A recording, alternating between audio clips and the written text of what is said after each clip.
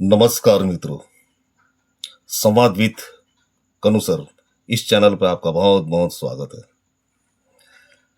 મિત્રો, આજે આપણે વાત કરીશું એક સરસ મજાની ભાષાને લઈને, બાળકોની સ્કિલને લઈને. અને આજે આપણે ખાસ એક વાત કરવાની છે.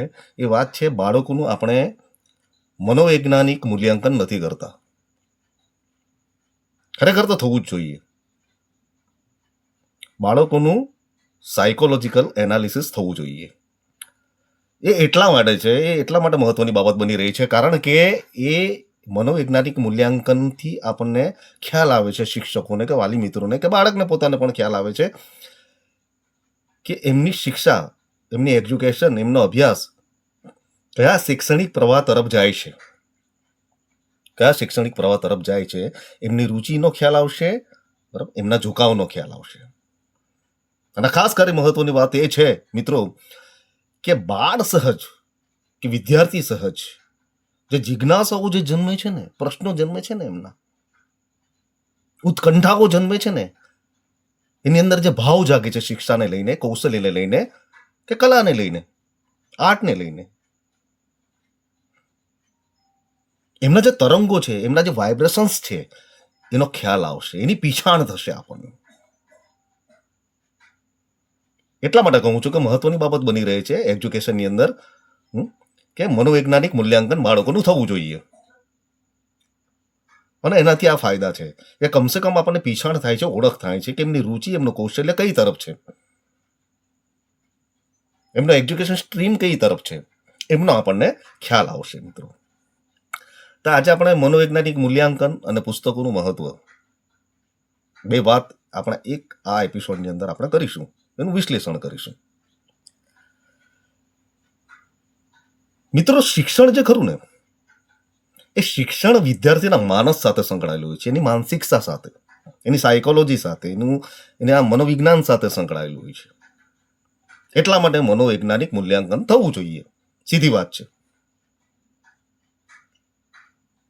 તો સૌ પ્રથમ તો વાલી મિત્રોને એ ખ્યાલ આવવો જોઈએ કે એમની અંદર જે જિજ્ઞાસા પડી છે કંઈક જાણવાની, એમની અંદર જે પ્રશ્ન છે એના જવાબ મેળવવાની, એની અંદર જે એક્સપ્રેશન છે, એમની અંદર જે ભાવ છે, એની અંદર જે વાઇબ્રેશન્સ યાની કે તરંગો જે ઉઠે છે જે તે વિષયને લઈને, જે તે બાબતને લઈને, કોઈ પણ વિષય હોઈ શકે છે, એવું નથી કે એજ્યુકેશનલ જ હોય છે. તો તેની જે ઓળખ ખરું ને, સૌ પ્રથમ વાલી મિત્રોનો હોવી જોઈએ, કાં તો એ કેળવવી જોઈએ, શિક્ષક મિત્રોનો હોવી જોઈએ, કાં તો કેળવવી જોઈએ, કાં તો પ્રયાસ કરવો જોઈએ. અને ખાસ કરીને માતૃભાષા જે હોય તો ગુજરાતી હોય છે, તામિલ હોય છે, કન્નડ હોય છે, મલયાલમ હોય છે, મરાઠી હોય છે, જે કઈ માતૃભાષા છે આપણી ભારતની અંદર, અને ખાસ કરીને રાષ્ટ્રભાષા જે આપણે હિન્દી છે, એનાથી બાળક અભિપ્રેત હોવું જ જોઈએ.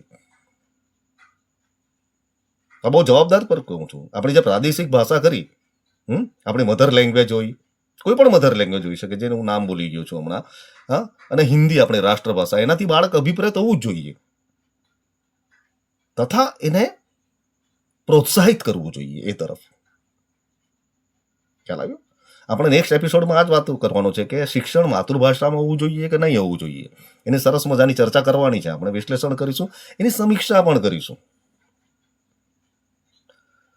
દરેક ભાષા જે ખરી ને, એના શબ્દો જે ખરા, એની એક ઇમ્પેક્ટ હોય છે, એક અસર હોય છે, એક અલગ ઓળખ હોય છે. દરેક ભાષાની એક નાનકડો શબ્દ હોય ને, તેની પણ એક અલગ ઓળખ હોય છે, અસર હોય છે. તેમજ શબ્દોનો આગવો ભાવ હોય છે, એનો ભાવાર્થ હોય છે, એનો અર્થ હોય છે. કોઈ પણ ભાષાનો કોઈ પણ શબ્દ તમે લઈ લો, તેની એક અસર હોય છે, એનો આગવો ભાવ હોય છે, એનો સ્વભાવ હોય છે, એનો અર્થ હોય છે, અને એનો પ્રભાવ પણ હોય છે, અને એનો ભાવાર્થ પણ હોય છે. આ બધી જે કલાઓ ખરી, સાહિત્ય કલા છે, ચિત્રકલા છે, સંગીત કલા છે, નાટ્ય કલા છે, આ જેવી વિવિધ કલાઓ છે ને, બાળકના અભ્યાસક્રમનો જ એક ભાગ હોય છે. યાદ હોય તો તમને મેં સ્વ અધ્યયનના બાબતમાં આ વસ્તુ વિશે થોડી જાણ કરેલી, તમને જ્ઞાત કરેલા મેં. બાળકના અભ્યાસક્રમનો ભાગ હોય છે. જગતની જેટલી પણ વિવિધ કલાઓ છે, ચિત્રકલા હોય, સાહિત્ય કલા હોય, સંગીત કલા હોય, નાટ્ય કલા હોય, કોઈ પણ કલા હોય, કોઈ પણ આર્ટ હોય, એ અભ્યાસક્રમનો જ એક ભાગ હોય છે, એટલું યાદ રાખજો. શાળાની અંદર જે ભણાવે છે એ જ વિષયો નથી, ઘણા બધા વિષયો છે જે શાળાની બહાર પણ હોય છે, અભ્યાસક્રમના બહારના પણ હોય છે. એટલા માટે કહું છું, મનોવૈજ્ઞાનિક મૂલ્યાંકન, એના તરંગોની પીછાણ, બાળકની માનસિકતાની પીછાણ વાલી મિત્રોને હોવી જ જોઈએ, કાં તો કેળવવી જોઈએ, શિક્ષક મિત્રોને પણ હોવી જ જોઈએ. એટલા માટે કહું છું કે કોઈ પણ જગતની કલા હોય છે, બાળકના અભ્યાસક્રમનો ભાગ હોય છે, એટલે બાળકના વિષય તરફના ઝુકાવ, એનો કઈ તરફ ઝુકાવ છે, એનો કઈ તરફ રુચિ છે, કયા વિષયમાં એના રસ છે, તેની ખબર આપણને મનોવૈજ્ઞાનિક મૂલ્યાંકન પરથી ખબર પડી જાય, એના બિહેવિયર પરથી ખબર પડી જાય. આ સૌથી એજ્યુકેશનમાં સૌથી મહત્વની બાબત છે. શિક્ષક મિત્રોને કે વાલી મિત્રોને આ બાબતની ખબર હોવી જ જોઈએ કે અમારું બાળક, અમારું વિદ્યાર્થી, એની રુચિ, એના રસનો વિષય, એનો મજાનો વિષય, એનો આનંદનો વિષય કઈ તરફ છે, એનો ઝુકાવ કઈ તરફ છે, એની દિશા કઈ તરફ છે, એનો ખ્યાલ આવી જાય છે. આ સૌથી મહત્વની બાબત છે મિત્રો.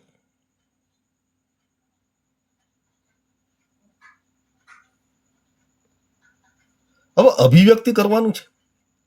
અભિવ્યક્તિ આપણો જન્મસિદ્ધ અધિકાર છે, નો ડાઉટ. આપણે કોઈ પણ ભાષામાં આપણે અભિવ્યક્તિ કરી શકીએ.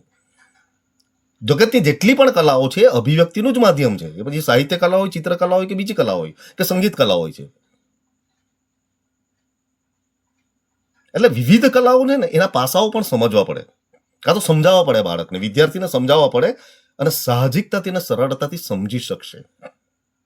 કારણ કે બધી જ કલાઓ એક અભિવ્યક્તિનું માધ્યમ છે. એમાં ભાષા કૌશલ્ય ખાસ મહત્વની બાબત બની રહી છે. એટલા માટે કહું છું, હવે વાત આપણે મનોવૈજ્ઞાનિક મૂલ્યાંકનની વાત કરી કે એના તરંગોની પીછાણ, એની અંદર જે ભાવ છે, એની જે કૌશલ્ય છે, એનો રસ છે, એનો રુચિ છે વિદ્યાર્થીના, એ કઈ તરફ છે, એની બાબત આપણે વાત કરી. હવે આપણે વાત કરીશું પુસ્તકોનું મહત્વ. એક એપિસોડ આખો બનાવવાનો છું. વાત સાંભળજો. આપણા જીવનની અંદર એજ્યુકેશનની જ વાત નથી, પણ આપણા જીવનની અંદર પુસ્તકોનું કેટલું બધું મહત્વ છે, પુસ્તકાલયનું કેટલું બધું મહત્વ છે, એનો એક એપિસોડ આપણે પૂરો બનાવીશું. પણ છતાં આજે વાત કરીશું કે ઇતર વાંચન એટલે અભ્યાસક્રમના બહારનું જે વાંચન છે બીજા, એ ઇતર વાંચનથી શું થાય છે, શું ફાયદા થાય છે? એક તો શબ્દ ભંડોળ ભેગું થશે, જોડણીના તકનીકી પાસા, જોડણીના કે નિબંધ લેખન કે વાર્તા લેખન કે કાવ્ય કે નવલકથા કે નવલિકા, એવા જે સાહિત્ય પ્રકારને એને સમજી શકશે ઇતર વાંચનથી. કારણ કે ભાષા પરિચય થવાનો છે એટલે એને વ્યવસ્થિત સરળતાથી અને સાહજિકતાથી નેચરલી એ સમજી શકશે. તો કમસે કમ આપણે પુસ્તકો પાસે જવું પડે. પુસ્તકો આપણી પાસે નથી આવવાના ભાઈ, આપણે જ પુસ્તકાલય અને પુસ્તકો પાસે જવું પડે ઇતર વાંચન માટે. તો સંદર્ભ સાહિત્ય અને ઇતર વાંચન મહત્વની બાબત બની રહી છે. એનાથી ભાષાના કે વિવિધ કલાઓના ટેકનિકલી પાસાઓ જે છે, તકનીકી પાસાઓ છે, એની સમજ બાળકને આવશે. અને ભાષા કૌશલ્ય વધારે સારી રીતે ખીલશે, એ 100% ગેરંટી આપું તમને. કે ઇતર વાંચનને લીધે બાળક જે કરું એટલું સર્જનાત્મક બનશે, કે એનું ભાષા કૌશલ્ય એટલું બધું ખીલશે કે આવા જ બાળકો બેસ્ટ સેલર લેખક તરીકે પેદા થાય છે. પછી પાછળથી મહાન કવિઓ બની જાય છે, મહાન સાહિત્યકાર બની જાય છે. તો કમસે કમ આપણે ઇતર વાંચન રાખવું જોઈએ, સૌથી મહત્વની બાબત છે. એને સંદર્ભ સાહિત્ય બી કહી શકાય, નો ડાઉટ. આ જ વાક્ય ખાલી બધી ભાષાના શિક્ષકો માટે જ નહીં, કે ભાષાના જે વિદ્યાર્થીઓ છે એના માટે જ નહીં, બધા જ વિષયોના શિક્ષકો કે વિદ્યાર્થીઓને લાગે વળગે છે કે ઇતર વાંચનથી તમારું જ્ઞાન પણ વધશે, આખા વિશ્વને તમે સમજી શકશો. શિક્ષણનો પ્રવાહ ગુજરાતી હોય કે ઇંગ્લિશ હોય એ મહત્વની બાબત નથી. તમે અંગ્રેજી માધ્યમમાં ભણતો હોય કે ગુજરાતી માધ્યમમાં, એ મહત્વની બાબત નથી.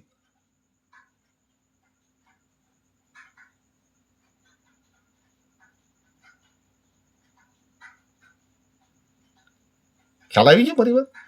એ મહત્વની બાબત ને કયા માધ્યમમાં બાળક ભણે છે. પણ એટલી વાત તો ખરી કે અભ્યાસક્રમ સાથે સાંકળી ઉદ્ભવતી સમસ્યાઓ ધીરે ધીરે ધીરે ઇતર વાંચનને લીધે દૂર થશે, ખાસ કરીને ભાષાના વિષયને લઈને. સાહિત્ય પ્રકાર છે, જે કંઈ માતૃભાષાનો અલગ અલગ પ્રાદેશિક ભાષાઓ છે, આપણી કન્નડ, ગુજરાતી, મરાઠી વગેરે વગેરે મેં ક્યારનો બોલી ગયો છું. એના જે પ્રકાર ખરા, સાહિત્યના પ્રકારથી બાળક જ્ઞાત થશે, એને માહિતી થશે, એનું ભાષા કૌશલ્ય સુધરશે, વિવિધ ભાષાના શબ્દોના અર્થ જાણી શકશે.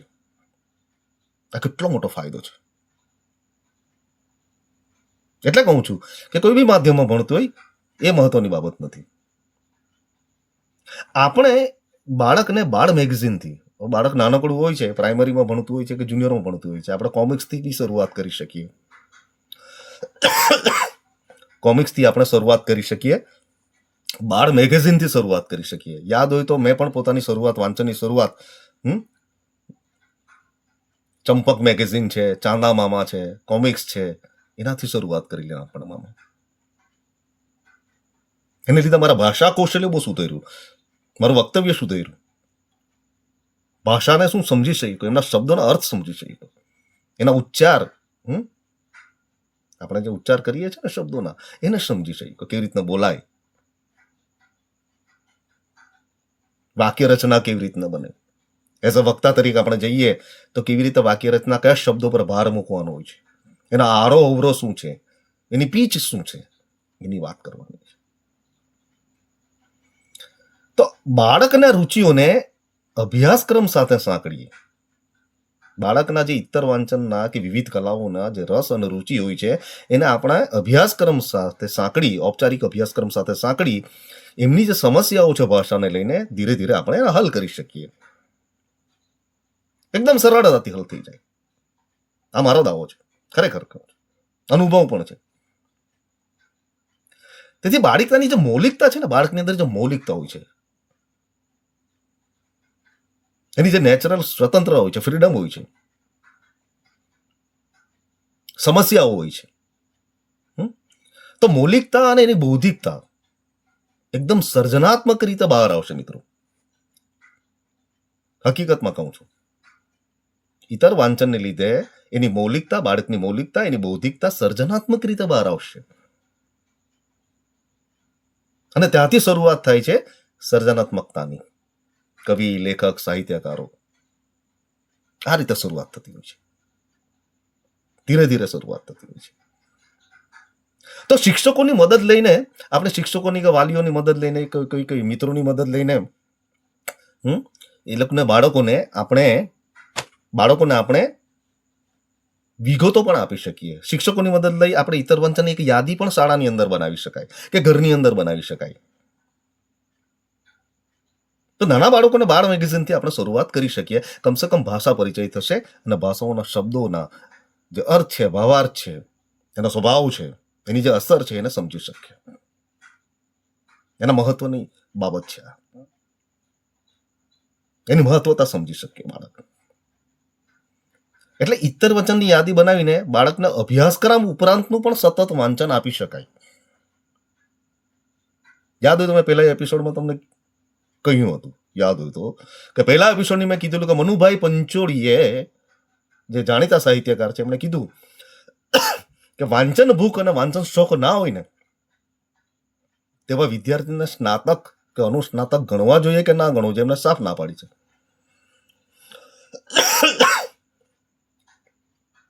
એમના ઇન્ટરવ્યુમાં એમણે કહ્યું કે જે વિદ્યાર્થી વાંચન ભૂખ ના ધરાવતો હોય કે વાંચન શોખ ના ધરાવતો હોય એને સ્નાતક ગણવો જોઈએ કે ના ગણવો જોઈએ, તેમને ના પાડી કે ના ગણવો જોઈએ.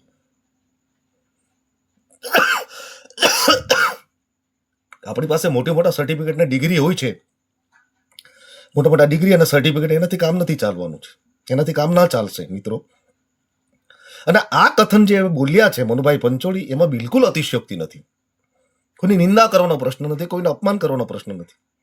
પણ ડિગ્રી સાથે કમસે કમ આપણી પાસે આ વાંચન ભૂખ અને વાંચન શોખ હોવા જોઈએ. બિલકુલ અતિશયોક્તિ નથી. એમનું જે આ કથન છે, એમનું જે વક્તવ્ય છે, આ જે સ્ટેટમેન્ટ છે, ખરેખર હું પોતે પણ બિલીવ કરું છું એમાં કે મારી પાસે મોટી ડિગ્રી હોય છે, હું પીએચડી થયો હોય છું કે મોટી બીજી ડિગ્રી કે મહાનિબંધ લઈ હોય છું, પણ છતાં મારો વાંચન શોખ અને વાંચન ભૂખ ના હોય, તો આપણી અંદર એટલી સર્જનાત્મકતા તે ખરી, એનું શું મોટો પ્રશ્ન ઉભો થાય છે ને ત્યાં. કારણ કે આમાં બિલકુલ અતિશયોક્તિ નથી, કંઈ વધારાનું બોલ્યા નથી. આ કથન બિલકુલ સત્ય છે. કારણ કે ભાષાની અજ્ઞાનતા હશે ને તો લાંબા ગાળે વિદ્યાર્થીને ભાષા કૌશલ્યમાં સમસ્યા સર્જાઈ શકે છે. બાળક વાંચતું ન હોય, કે આપણે વાંચતા ન હોય, કે શિક્ષકો વાંચતા નહીં, ઇતર વાંચતા ન વાંચતા હોય, તો ભાષા પરિચય કેવી રીતના થાય? આપણે ઘરમાં બોલીએ છીએ તો બોલી છે ને, અને ભાષા અલગ છે. એનો પણ એક એપિસોડ બનવાનો છે ભાઈ, કે બોલી અને ભાષામાં અંતર શું છે. આ કથનમાં બિલકુલ અતિશયોક્તિ નથી. આ ત્રીજી વાર બોલું છું, કારણ કે ભાષાની અજ્ઞાનતાને કારણે, યાદ રાખજો મિત્રો, ભાષાની અજ્ઞાનતા કારણ લાંબા ગાળે એમને કૌશલ્યમાં સમસ્યા સર્જાઈ શકે છે. સર્જનાત્મકના પણ એમના કૌશલ્યમાં સમસ્યા સર્જાઈ શકે એમ છે. 100% ગેરંટી આપો. એટલા માટે પણ આપણા 9મા 10મા જે ઇંગ્લિશ મીડિયમમાં બાળકો ભણે છે, આજે પણ સારું ગુજરાતી લખી નથી શકતા. કે શુદ્ધ ગુજરાતી તો ઠીક છે, પણ એક સામાન્ય ગુજરાતી પણ નથી લખી શકતા કે બોલી શકતા. ઘણા શિક્ષક મિત્રોને પણ જોયા છે કે ભાષાની અજ્ઞાનતાને કારણે ડિગ્રી હોય છે, MA BA ની ડિગ્રી હોય છે, PhD પણ કેટલાક થયેલા હોય છે, પણ ભાષા કૌશલ્ય નથી હોતું, લેક્ચર નથી આપી શકતા, ક્વોલિટી મેન્ટેન નથી થતી, ગુણવત્તા મેન્ટેન નથી થતી ક્લાસરૂમની અંદર. મજાકનું પાત્ર બની જાય છે ઘણી વાર, કારણ કે ઇતર વાંચન નથી ને, ભાષા પરિચય નથી ને, શબ્દ ભંડોળ નથી.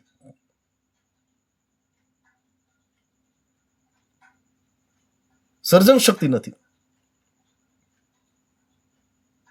તો લાંબા ગાળે વિદ્યાર્થીને કે શિક્ષક મિત્રોને કે કોઈ પણ પર્સન હોય છે, એને લાંબા ગાળે કૌશલ્યમાં સમસ્યા સર્જાઈ શકે એમ છે. 100% મુશ્કેલી ઊભી થશે. શ્યોર. મારા મત પ્રમાણે એક પુસ્તક આપણા પાસે હોવું જોઈએ, આપણા ઓશિકા પાસે હોવું જોઈએ. એક પુસ્તક, કોઈ પણ પુસ્તક, કોઈ પણ ભાષાનું એક પુસ્તક હોવું જોઈએ. હું તો કહું છું કે આજે જ તમારા બાળકને જે તે પુસ્તકાલયના સભ્ય બનાવી દો.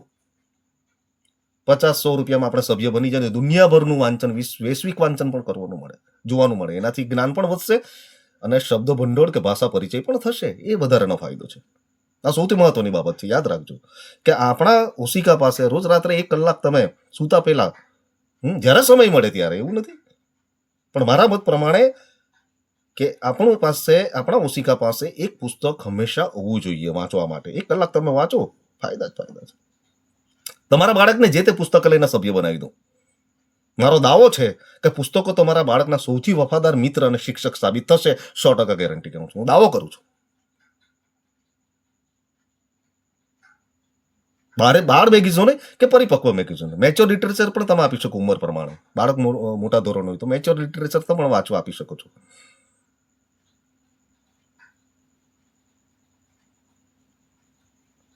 તો સૌથી વફાદાર અને શિક્ષક મિત્ર સાબિત થશે. અને સૌથી સાહિત્ય કલાના જ્ઞાન, સાહિત્ય કલા એટલે ભાષાની કલા, ભાષા કૌશલ્યની હું વાત કરું તો સાહિત્ય કલાના જ્ઞાનને કારણે વિવિધ કલાઓને પણ એ સમજી શકે. કે ભાષા જ એક શિક્ષણનું સૌથી મોટું માધ્યમ છે, કલાઓનું સૌથી મોટું માધ્યમ છે. નવું જગત જે કરવું, નવું વિશ્વ એકદમ સ્પર્ધાત્મક છે, સંકુલ છે, એકદમ સંકુલ છે. હજુ વધુ સંકુલ બનશે, સ્પર્ધાત્મક બનશે. આપણે વિદ્યાર્થીની અંદર કે શિક્ષકોની અંદર કે આપણી અંદર આપણે ગુણવત્તા પેદા કરવી જ પડશે.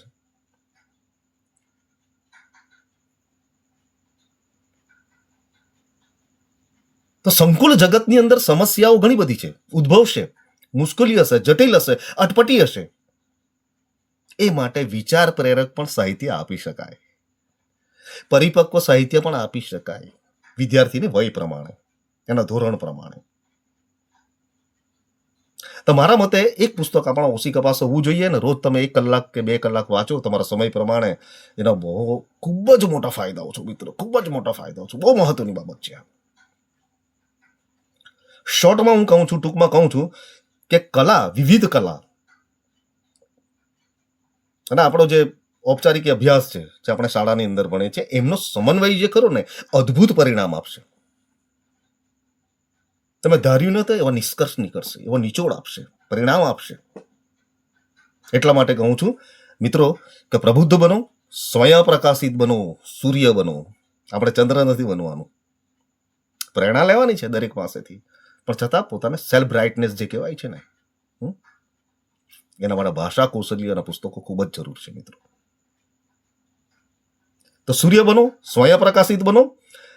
એને લીધે આપણી જે દ્રષ્ટિ કરું, આપણું જે વિઝન કરું ને, વધારે દીર્ઘ અને કલાત્મક હશે, કલાત્મક બનશે. સર્જનાત્મક બનશે. આપણું વિઝન જે કરવું સુંદર બનશે. આપણો દ્રષ્ટિકોણ બદલાશે દરેક વસ્તુને જોવાનો. તો દ્રષ્ટિ આપણી જે દીર્ઘ બનશે અને કલાત્મક હશે તો બધું જ જગતમાં આપણને સુંદર દેખાવાનું છે.